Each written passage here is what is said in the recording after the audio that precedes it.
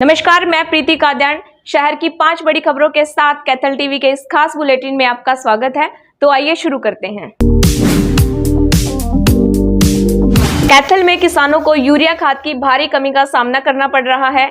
आज कैथल की अनाज मंडी में यूरिया खाद को लेकर किसानों की लंबी लंबी लाइनें लगी। किसानों का कहना है कि बेहद लंबा इंतजार करने के बाद भी उन्हें मायूस होकर ही घर लौटना पड़ रहा है।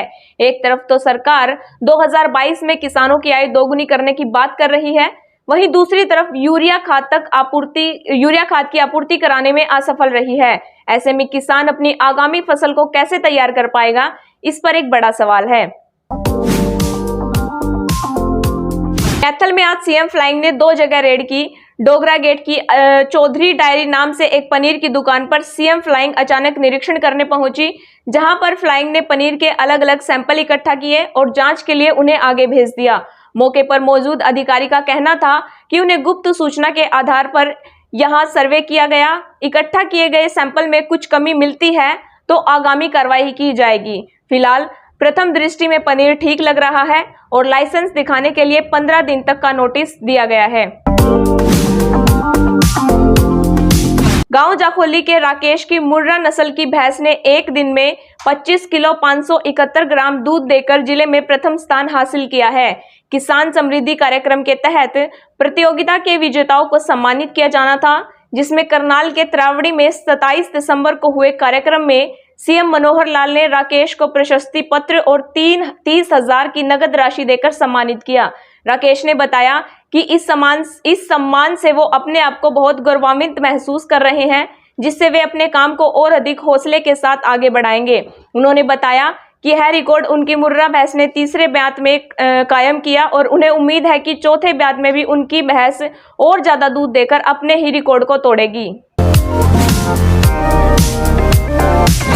कैथल में क्लर्क की भर्ती के लिए एक फर्जीवाड़ा सामने आया है।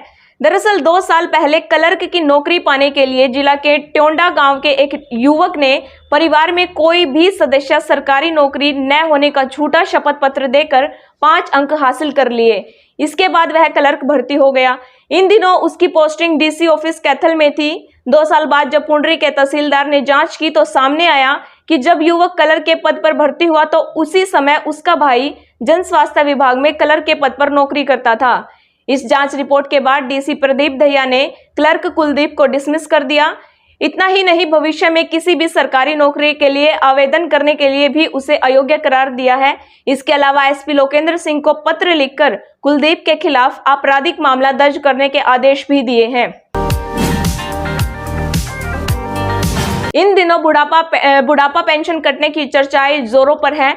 जहां 4 बुजुर्ग इकट्ठे हुए वहीं चर्चा शुरू हो जाती है कि सरकार ने बुजुर्गों की पेंशन काटनी शुरू कर दी है। दरअसल बुजुर्ग डरे हुए हैं कि कहीं उनकी भी पेंशन न कट जाए।